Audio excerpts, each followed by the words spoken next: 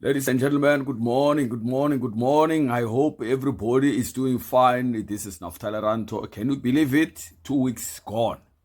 Today is day number 14. We are just closing officially 2 weeks on our Bible study. Can you feel the difference?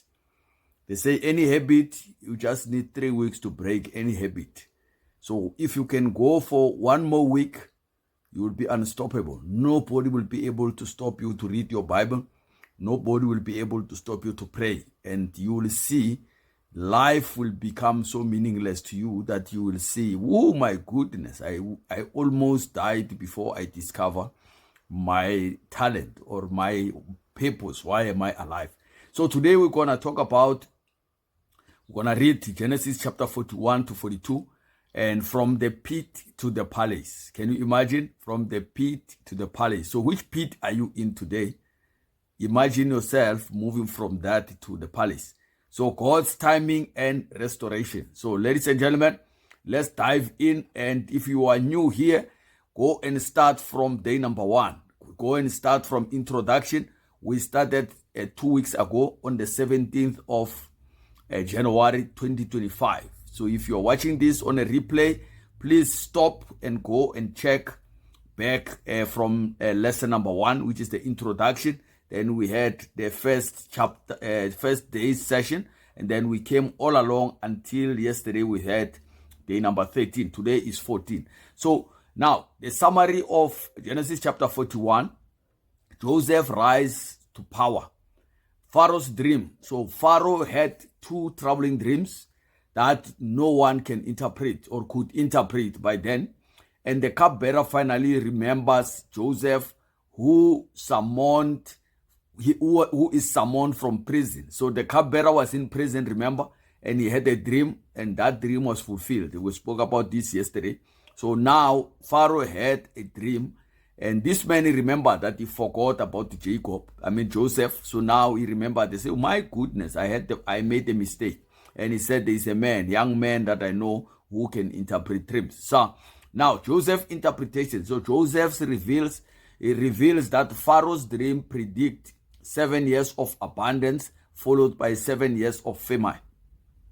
So that is what made him to be suitable to become the only candidate that could take care of the land of Egypt in those days. So what talent do you have? Start using your talent, because your talent will put you before great men.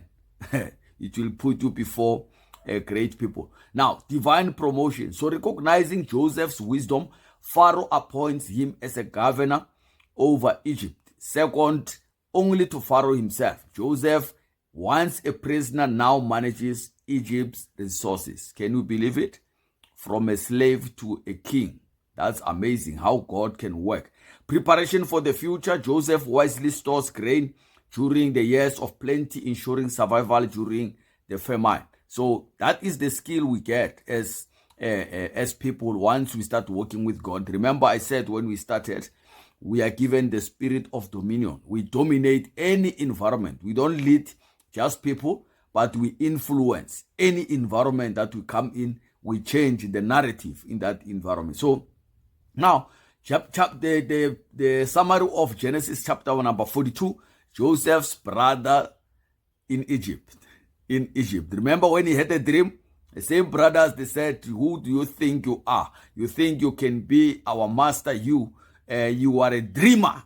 And now it was happening now. So the famine reaches Canaan, and Jacob sent his sons to Egypt to buy food, unknowingly placing them before Joseph. You know, those who are looking down on you today, tomorrow they will find themselves having to work for you. Maybe they are not even aware that it will be your company, but they will be employed by you, your organization. So don't worry, follow the process, trust in God, and it shall come to pass. So a test of character. So Joseph recognizes his brothers, but does not reveal himself. Instead, he tests them by accusing them of being spies and demands they bring Benjamin to prove their honesty. He pushed them to the limit. So, and they did not even suspect that it could be our brother. No, because he was totally transformed. Once you start walking with God and living according to your purpose, you get transformed. People that knew you, they will think that, no, I don't think is the right person. When I was still in the military, I had another image.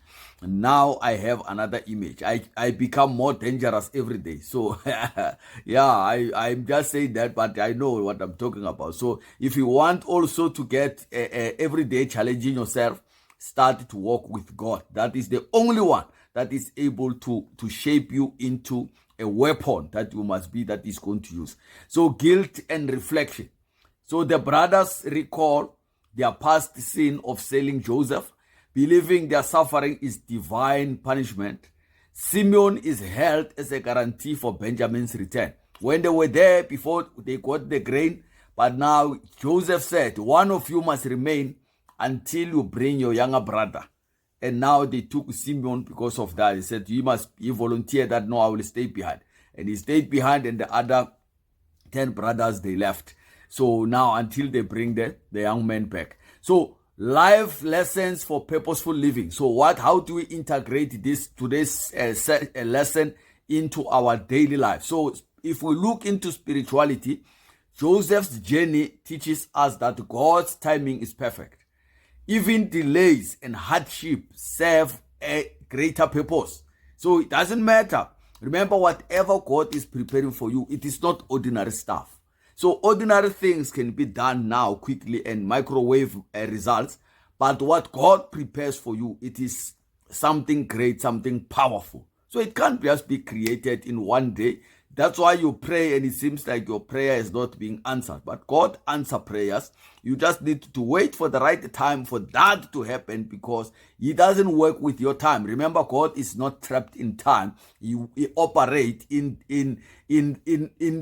where there is no time. So time is for us, men, but in Him He say a day is like 1,000 years. So it means you might need to wait. Imagine if He said you must wait for 10 days. So that can be how many years? If He says a day is like 1,000 years. My goodness. So family, Joseph's test for his brothers highlight the importance of repentance, forgiveness, and transformation in broken relationships. He didn't have any issues with his brothers, because he understood that everything that happens was the purpose. He had to go through that. He had to drink that medicine.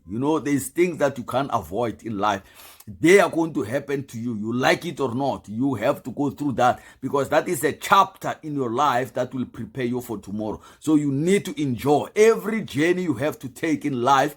You must enjoy it, because that is what you're going to need. 5 years from now, 10 years from now, you might need that chapter.